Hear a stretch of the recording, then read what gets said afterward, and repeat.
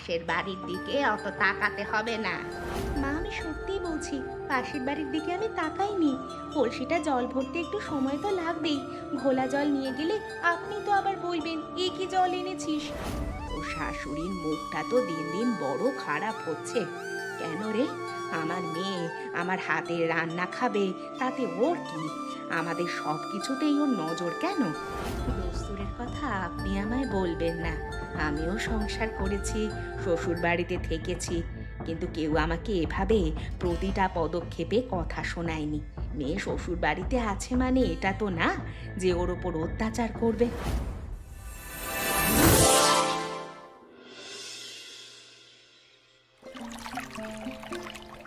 বলি, ও বউ, কলসিটা ওভাবে ডুবিয়ে জল তুলছো কেন? ওপরের পরিষ্কার জলটা নিতে পারো না? তলার দিকে সব কাদা আর শ্যাওলা।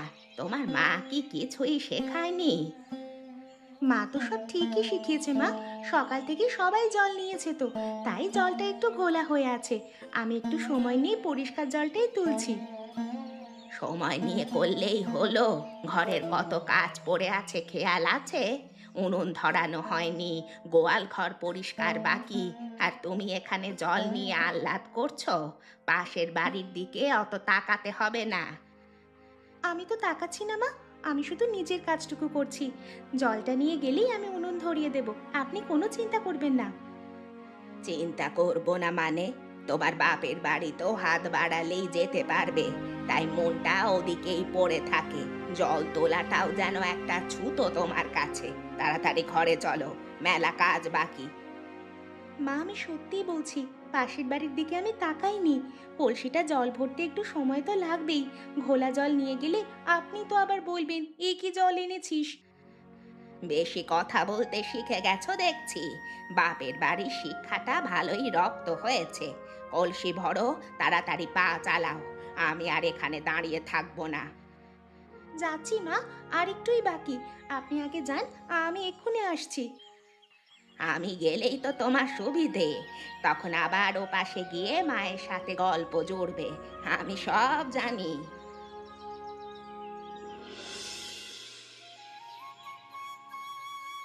আজ সকালে ইলিশ মাছের মাথা দিয়ে কচুর শাক করেছি। তোর তো খুব প্রিয়। একটা বাটিতে করে নিয়ে এসেছি। এই বেড়ার ফাঁক দিয়ে নিয়ে যা মা। মা, এখন দিও না। শাশুড়ি মা দেখলে খুব চেঁচামেচি করবে, বলবে বাপের বাড়ির লোক সারাক্ষণ ওকে ঝুঁকি মারছে। তুমি বরং রেখে দাও, পরে কোনো একটা সময় নেব। তোর শাশুড়ির মুখটা তো দিন দিন বড় খারাপ হচ্ছে। কেন রে? আমার মেয়ে আমার হাতের রান্না খাবে, তাতে ওর কি? আমাদের সব কিছুতেই ওর নজর কেন? মা, ঝগড়া বাড়িও না। এমনিতেই ওনার মেজাজ খিটখিটে। তুমি বরং ওদিকে যাও। বাবা যদি দেখতে পায় তবে তোমাকেও বকবে। আমি সময় পেলে অবশ্যই আসবো। আমি কারোর ভয় পাই না। মেয়েটা পাশে থেকেও একবেলা শান্তি করে খেতে পারে না। এটা সহ্য হয় না আমার। যা, তুই তোর কাজ কর। মা, তুমি বড় জেদি। আমি ঠিক আছি, তুমি এত ভেবো না। এখানে রোজই এরকম হয়, আমি সামলে নিই। সামলে নি বললেই কি সব সামলে যায় রে? তোর মুখের দিকে তাকালে আমার বুকটা ফেটে যায়। বিয়ের আগে কত হাসতিস, কত কথা বলতিস। এখন যেন কেমন মন মরা হয়ে গেছিস। মা, তুমি কেঁদো না। আমি তো ভালোই আছি। একটু কাজের চাপ সব বাড়িতেই থাকে। তুমি যাও, কেউ দেখে ফেলবে। যাচ্ছি, কিন্তু খাবারটা কিন্তু খাবি মা, ভুলে যাস না যেন। বলি বেয়ান, মেয়েকে তো পাশের বাড়িতেই বিয়ে দিয়েছেন, তা সারাদিন তাকে ফুসলিয়ে নিজের দিকে টেনে রাখেন কেন? ঘরের কাজে তো তার মনই বসে না। আমার মেয়েকে আমি ফুসলাবো কেন? সে তো নিজের দায়িত্ব ভালোই জানে। আর বাপের বাড়ির টানে যদি আসে, তাতে দোষের কি? আপনি কি আপনার বাপের বাড়িতে যেতেন না? যেতাম, তবে সেটা নিয়ম মেনে। আপনাদের মতো তো আর সারাক্ষণ বেড়ার ধারে উঁকি মারতাম না। বৌমা যখন জল নিতে আসে, আপনি তখন সেখানে দাঁড়িয়ে পরামর্শ দিতে শুরু করেন। এসব কি ভালো দেখায়? আমার মেয়ের ভালো মন্দের কথা আমি তো বলবই। তার চোখে মুখে যেটুকু খুশি অবশিষ্ট আছে, সেটা আমাদের দেখেই। আপনারা তো তাকে খাটানো ছাড়া আর কিছুই বোঝেন না। আমরা খাটাবো না তো কি মাথায় তুলে নাচবো? গৃহস্থের বউ কাজ করবে, এটাই দস্তুর। আর বেশি প্রশ্রয় দেবেন না তো ওকে। দস্তুরের কথা আপনি আমায় বলবেন না। আমিও সংসার করেছি, শ্বশুর বাড়িতে থেকেছি, কিন্তু কেউ আমাকে এভাবে প্রতিটা পদক্ষেপে কথা শোনায়নি। মেয়ে শ্বশুর বাড়িতে আছে মানে এটা তো না যে ওর ওপর অত্যাচার করবে। অত্যাচার? বাহ, এটা অত্যাচার বলে মনে হচ্ছে তোমার? ঘরের কাজ করতে বললেই অত্যাচার হয়ে গেল? তাহলে তো আমার শাশুড়ি আমার উপর রোজ অত্যাচার করতেন। আমি কি কোনোদিন অভিযোগ করেছি? আপনি করেননি সেটা আপনার ব্যাপার, কিন্তু আমার মেয়ে যদি কষ্ট পায় আমি চুপ করে বসে থাকবো না। আমি ওর মা, আমার ধর্মই হলো মেয়ের পাশে দাঁড়ানো। মেয়ের পাশে দাঁড়াবেন সে ভালো কথা, কিন্তু আমার সংসারে নাক গলাবেন না। আমার বৌমাকে আমি কি বলবো, কি শেখাবো, সেসব আমার ব্যাপার। হারু ভাই, তোমার এই মুরগিগুলো সামলাও দেখি। যতবার আমি ধান মেলছি ততবার ওরা এসে খেয়ে সব নষ্ট করে দিচ্ছে। এটা কি ঠিক হচ্ছে? ওরে বাবা, মুরগি তো আর বেড়া বোঝে না। একটু ঢুকে পড়েছে বলে এত হাঁক ডাক করবার কি আছে? ও না হয় সামান্য 2-4টে ধান তোমার খুঁটে খেয়েছে, তাতে কি তুমি গরিব হয়ে গেছো? সামান্য বললেই হলো? আমাদের হাড় ভাঙা খাটনের ফসল এভাবে নষ্ট হবে? তুমি যদি সামলাতে না পারো তবে আমি লাঠি দিয়ে তাড়িয়ে দেব, তখন আমায় দোষ দিও না। লাঠি মারবে? আমার মুরগিকে তুমি লাঠি মারবে? পাশের বাড়ির সাথে এভাবে সম্পর্ক রাখলে তোমারই বিপদ হবে, জেনে রেখো। একটা মুরগির জন্য এত বড় কথা শুনিয়ে দিলে তুমি। সম্পর্ক তোমরাই নষ্ট করছো। মেয়ে দিয়েছো বলে কি আমাদের ওপরে জমিদারি ফলাবে? নিজের পশুদের ভালোভাবে বেঁধে রাখো, নইলে ফল ভালো হবে না। জমিদারি ফলানোর কথা তুমি বলবে? আমি কি তোমার ধান চুরি করেছি নাকি? একটা মুরগি ঢুকে গেছে সেটা নিয়ে এত বড় কথা? তোমারও তো গরু আমাদের জমিতে ঢোকে, সেটা কি আমি ভুলে গেছি? গরু আর মুরগি এক হলো নাকি? গরু চড়তে গেলে ঘাস খায়, তোমার মুরগি আমার ধান খাচ্ছে। তফাৎটা বুঝতে পারছো না? তফাৎ আমি ভালোই বুঝি, কিন্তু এক পাড়ায় থাকলে একটু মানিয়ে চলতে হয়। তুমি যদি এভাবে প্রতিটা ছোট জিনিস নিয়ে লড়াই বাঁধাও তবে পাড়ায় থাকাটাই মুশকিল হবে। মানিয়ে চলা আমি জানি না, কিন্তু প্রতিদিন যদি তোমার মুরগি আমার উঠোনে এসে হাঁটাহাঁটি করে তবে আমারও সহ্যের সীমা আছে। আজ থেকে বেড়াটা ভালো করে দাও, নইলে আমি নিজেই দিচ্ছি। এরকম বারবার হলে কিন্তু আমি সহ্য করব না। সুধীর ভাই, তুমি যে সারটা দিলে জমিতে, ওতে কিন্তু ফলন ভালো হবে না। বর্ষার আগে এভাবে সার দিলে সব ধুয়ে যাবে। আমার জমিটা দেখো, কি সুন্দর চারা গজাচ্ছে। নিজের জমি নিয়ে বেশি গর্ব করো না হারু ভাই। আমি বংশ পরম্পরায় চাষ করে আসছি, কোনটা কখন দিতে হয় সেটা আমার ভালোই জানা আছে। তোমার চাষের পদ্ধতি তো সেকেলে। সেকেলে হতে পারে, কিন্তু কার্যকর পদ্ধতি এটা সব থেকে বেশি। আর তুমি যে রাসায়নিক দিচ্ছ ওতে মাটির 12টা বেজে যাবে, পরে কিন্তু পস্তাতে হবে।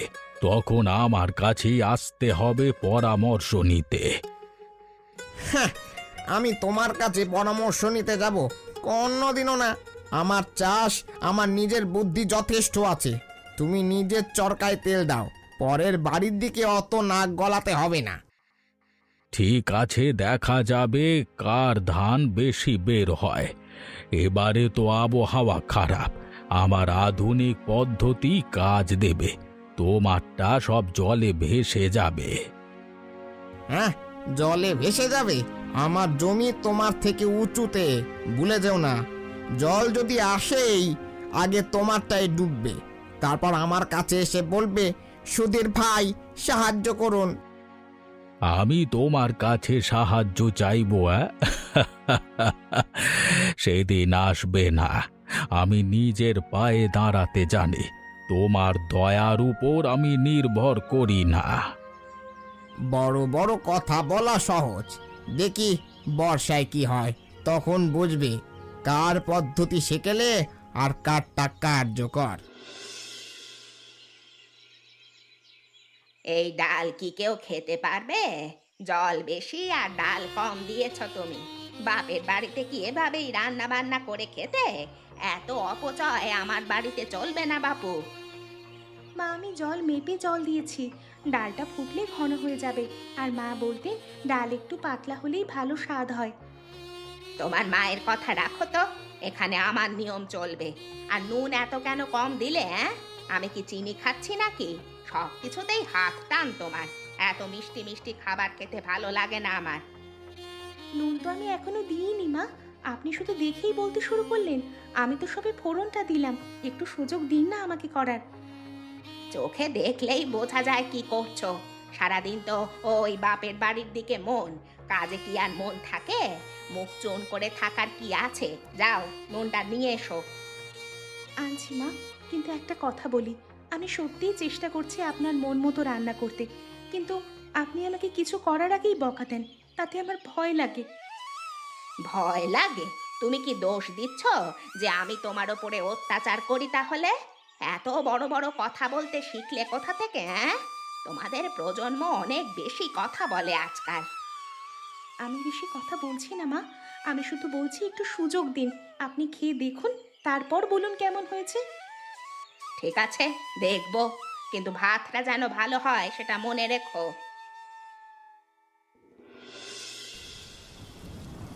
ওরে বাসন্তী, বৃষ্টি তো ভালোই নামলো মা। তোদের ধানগুলো কি তুলে ফেলেছিস? আকাশ তো খারাপ করছে, একদম কালচে মেঘ জমেছে দেখছি। না মা, শ্বশুরমশাই আর উনি এখনো মাঠ থেকে ফেরেননি। বাবা বাইরে ছিল ধান তোলার জন্য, আমাদের উঠানের ধান শাশুড়িমা ঘরের ভেতরে নিয়েছে।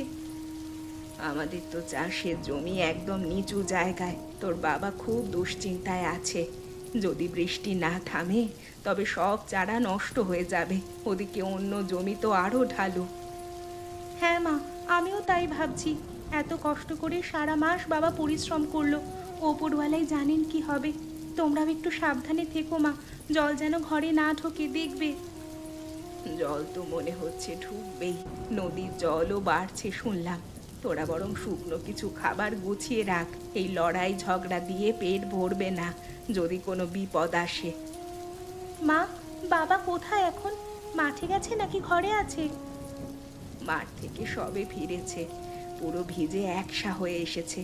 মুখটা এমন করে আছে যেন সব শেষ হয়ে গেছে। আমার বুকটা কেমন করছে রে মা। তুমি বাবাকে গরম চা দাও, আমি এদিকে সরাসরি মাকে বলছি চাল ডাল মাচায় তুলতে। বৃষ্টি আরও বাড়তে পারে, মেঘ দেখে তো তাই মনে হচ্ছে। ঠিক বলেছিস, তুই নিজেও সাবধানে থাক। রাতে যদি আরো বাড়ে তোরা উঁচুতে উঠে যাস। আমাদের ঘরটা তো নিচু, আমাদের আবার বেশি ভয়। সুমিত্রা, সর্বনাশ হয়েছে, নদীর বাঁধটা মনে হয় ভেঙে গেছে, জল খুব দ্রুত বাড়ছে, আমাদের চাষের জমি একদম তলিয়ে গেছে, কিছুই বাঁচাতে পারলাম না। সে কি গো, সব ধান কি জলে গেল? এত টাকা খরচ করে বীজ কিনলে, সার দিলে, এখন আমরা খাবো কি সারা বছর? শুধু আমাদের নয়, হারুর জমিও শেষ হয়ে গেছে, ওর ঘর তো আমাদের থেকে নিচুতে, ওখানে মনে হয় জল ঢুকে গেছে এতক্ষণে। কি যে বিপদ এলো হঠাৎ করে। এখন আর পরের বাড়ির কথা ভেবে কোনো লাভ নেই।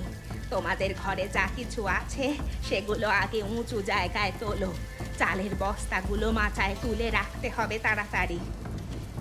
আমি চেষ্টা করছি, কিন্তু জল যেভাবে বাড়ছে ঘরেও বেশি সময় থাকা যাবে না মনে হচ্ছে, চারিদিকে শুধু হাহাকার। বাসন্তী কোথায়? ওকে ডাকো তাড়াতাড়ি, নিচের ঘরে জল ঢুকতে পারে। ও দাওয়ায় আছে, ওকে আমি বলছি ওপরে উঠে যেতে, কিন্তু ও বারবার পাশের বাড়ির দিকে তাকাচ্ছে, ওর বাবা মায়ের জন্য চিন্তা হচ্ছে বোধহয়। ওদের ঘর তো একদম নিচুতে। হ্যাঁ, বাইরে তো কোমর অব্দি জল। প্রতিমা, আমি আর পারছি না, সব শেষ হয়ে গেল। যে চাষের জমির উপর ভরসা করেছিলাম সেই ধান আজকে জলের তলায় চলে গেছে। কালকে সকালেই সব পচে যাবে। চাষের কথা এখন থাক, জীবনটা বাঁচাই আগে। আমাদের এই নিচু জমিতে থাকা আর নিরাপদ নয়। হঠাৎ করে এত জল আসবে কেউ ভাবেনি। সুধীরদের ঘরটা তো একটু উঁচুতে, কিন্তু ওদের সাথে তো কত ঝগড়া হয়েছে। এই বিপদে কি ওরা আমাদের জায়গা দেবে? মুরগি নিয়ে কত বিবাদ করলাম আমি। বিপদের সময় পুরনো কথা মনে রাখা উচিত নয়। বাসন্তী ওখানে আছে, আমাদের জন্য ওর প্রাণ কাঁদছে। আমাদের যেতেই হবে, নইলে রাতে আরো বিপদ বাড়বে। আমার খুব লজ্জা লাগছে। কালকেও তো ওর সাথে চাষ নিয়ে তর্ক করলাম, এখন ওর বাড়িতেই আশ্রয় নিতে হবে। বিধাতা আমাদের কি পরীক্ষা নিচ্ছেন! জল তো আর লজ্জা দেখে থেমে থাকবে না। চলো, যা নিতে পারো নাও। কাপড় চোপড়, চিঁড়ে গুড় যা আছে সব নাও। বাকিটাও ওপরওয়ালার হাতে। কত দিনের পরিশ্রম, কত স্বপ্ন সব জলে ভেসে যাচ্ছে। আমি কি এত খারাপ যে তিনি এমন শাস্তি দিচ্ছেন? শাস্তি বলো না গো, এখন দুই পরিবার এক হতে পারলে হয়তো কিছুটা হলেও দাঁড়ানো যাবে। একা একা কেউ পারবে না। তুমি ঠিকই বলছো, চলো তবে। মা, বাবা, তোমরা এইভাবে ভিজে ভিজে আসছো? তোমাদের ঘরে কি খুব জল ঢুকেছে? মা, একটু দেখুন না, বাবাদের ঘর তলিয়ে গেছে। এসো এসো, ঘরের ভেতরে এসো। বাইরে কেন দাঁড়িয়ে আছো? বাসন্তী, ওদের ঘরে নিয়ে যা, শুকনো কাপড় দে। আমি ভাবছিলাম তোমাদের কথা, কিন্তু মুখ ফুটে বলতে পারিনি। মা, আপনি সত্যি ওদের থাকতে দেবেন তো? আমি ভাবছিলাম আপনি হয়তো রেগে যাবেন পুরনো সব ঝগড়ার কথা মনে করে। আরে পাগল মেয়ে, বিপদের সময় কি শত্রুতা করতে আছে? ঘর তো আমাদেরও এক অবস্থা। সবাই মিলে এক ঘরেই থাকতে হবে এখন। মানুষ মানুষের জন্যই তো। আপনি বড় মনের পরিচয় দিলেন মা। আমি খুব ভয় পেয়েছিলাম।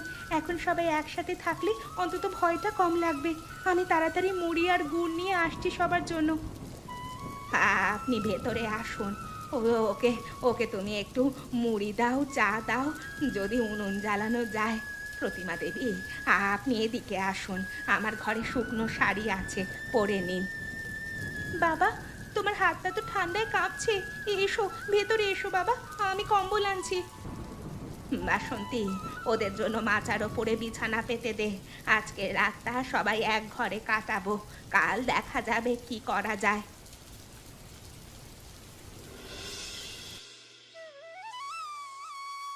বেয়ান, আমাদের কাছে শুকনো চাল আর কিছুটা আলু আছে।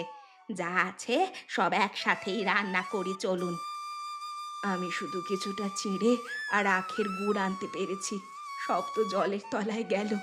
আপনি এই কঠিন সময় আমাদের জায়গা দিয়েছেন, এটাই অনেক বড় পাওনা। দেখুন প্রতিমা দেবী, আজ এই বিপদে বুঝলাম আমরা বেকার ঝামেলা করতাম। পেটে ভাত না থাকলে কেউ কাউকে উদ্ধার করতে আসে না। একদম ঠিক কথা। পুকুর পাড়ের ঝগড়া এখন কত তুচ্ছ মনে হচ্ছে। আমাদের এক হয়ে থাকাই উচিত ছিল প্রথম থেকে। হ্যাঁ, এই সামান্য খাবারটুকু ভাগ করে খেলে হয়তো মনটা একটু শান্তি পাবে। বাসন্তী সত্যিই ভালো মেয়ে। আমি নিজেই ঝগড়ায় জড়িয়ে পড়তাম ওর সাথে, তবে এখন থেকে আর না। আমি ওকে অনেক কষ্ট দিয়েছি, রান্না নিয়ে, কাজ নিয়ে, প্রতিটা জিনিসে খোঁটা দিতাম। ও মুখ বুজে সব সহ্য করত। আজ ভাবছি কেন যে এত বকা দিতাম। যা হয়েছে হয়েছে। এখন আজ আপাতত এই চিড়ে গুড় মিশিয়ে সবাই খাওয়া যাক। কাল সকালে ভাত রান্না করা যাবে, যদি উনুন জ্বালানো যায়। বাসন্তী, এই নে, সবাইকে এক এক মুঠো চিঁড়ে দে। আজ এই রাতে এটুকু ভাগ করেই আমরা খাবো। বাবা, ভেঙে পড়ো না। জমি তো আবার তৈরি করা যাবে। আমরা সবাই মিলে আবার চাষ করব। তুমি আর শ্বশুরমশাই একসাথে কাজ করলে ফলন আরও ভালো হবে। ঠিক বলেছিস রে মা। এতদিন আমি একা লড়াই করছিলাম, এবার সুধীরের সাথে হাত মেলাবো। ওর জ্ঞান আর আমার আধুনিক উপায় দুটো মিশলে কামাল হবে। এই বন্যা আমাদের থেকে অনেক কিছু কেড়ে নিলেও একটা শিক্ষা দিয়ে গেছে। হ্যাঁ রে, ঝগড়া করে শুধু সময় নষ্ট হয়, কাজের কাজ কিচ্ছু হয় না। এতদিন আমরাই তোকে বুঝতে পারিনি। আমি শুধু চেয়েছি দুটো পরিবার হাসি খুশি থাকুক। এখন থেকে নিশ্চয়ই আর ঝগড়া হবে না। না, আমরা আর ঝগড়া করব না। এ ঝগড়ার জন্য গ্রামের সবাই আমাদের উপরে হেসেছে, তাই আমরা এবার থেকে মিলেমিশে থেকে সবাইকে দেখিয়ে দেব। শ্বশুরমশাই মুখে কম কথা বলেন, কিন্তু মনে মনে উনিও চাইতেন তোমাদের সাথে ভালো সম্পর্ক হোক আমাদের। কিন্তু অহংকারটা এসে দাঁড়াতো মাঝখানে। অহংকার তো দুপক্ষেরই ছিল। আমি নিজের চাষ নিয়ে গর্ব করতাম, ও ওর বংশ পরম্পরা নিয়ে। আসলে দুজনেরই দুজনের থেকে কিছু জানবার ছিল, কিছু শেখবার ছিল। একসাথে করলে দুজনেরই লাভ হতো। এখন সেটাই হবে বাবা। তুমি দেখো, এবার ফসল আরো ভালো হবে। বেয়ান, যা হয়েছে সব ভুলে যান। এতদিন আমি আপনাকে আর বৌমাকে অনেক কটু কথা বলেছি। এই বিপদে বুঝতে পেরেছি আপনারা আমার কত আপনজন। আপনিও আমাকে ক্ষমা করবেন। মেজাজটা আমিও একটু কড়া করে ফেলতাম। আমাদের বাসন্তী যেন সারা জীবন এমন সুখে আপনাদের আগলে রাখতে পারে, এইটুকুই চাই। ও তো শুধু আপনাদের নয়, ও এখন এই বাড়ি সবার দায়িত্ব সামলাবে। আর এখন থেকে আমাদের মাঝখানে কোনো বেড়া থাকবে না। বেড়াটা সরিয়ে আমরা দুটো উঠোন এক করে নেব। তাই হবে। এখন থেকে আর আলাদা চাষ নয়, আমরা চাষবাস খাওয়া দাওয়া সব এক পরিবার হয়ে করব। একদম তাই। চলুন আজ একসাথে দুপুরে রান্নাটা সারি। বাসন্তীকে আর একা খাটতে দেব না। আমরা সবাই মিলে আজ আনন্দ করে খাবো। আপনি জানেন, কাল রাতে যখন আপনি আমাদের ঘরে ডেকে নিলেন, তখন আমার চোখে জল এসে গিয়েছিল। আমি ভেবেছিলাম আপনি হয়তো দরজা বন্ধ করে দেবেন, কিন্তু আপনি যেভাবে ছুটে এসে আমাদের আপন করে নিলেন, এটা আমি সারা জীবন মনে রাখবো। দরজা বন্ধ করব? আমি কি পাষাণ নাকি? আপনার মেয়ে আমার ঘরে আছে, আপনারা তো আমারও আপনজন। এতদিন মেজাজের বশে অনেক কিছু বলেছি, কিন্তু ভেতরে ভেতরে আমিও জানতাম আপনারা খারাপ মানুষ নন। আমিও তাই। আর আশা করি আমাদের গল্প শুনে বুঝে সবাই আমাদের মতোই মিলেমিশে থাকার চেষ্টা করবে সম্বন্ধীদের সাথে। আর আমরা এখন রান্নাঘরে যাই। আজ দুপুরে আমরা একসাথে মিলেমিশে ভোজ করব। চলুন তবে রান্নাঘরে যাই। আজ আমি আর আপনি মিলে রাঁধবো। বাসন্তীকে একটু বিশ্রাম দেব।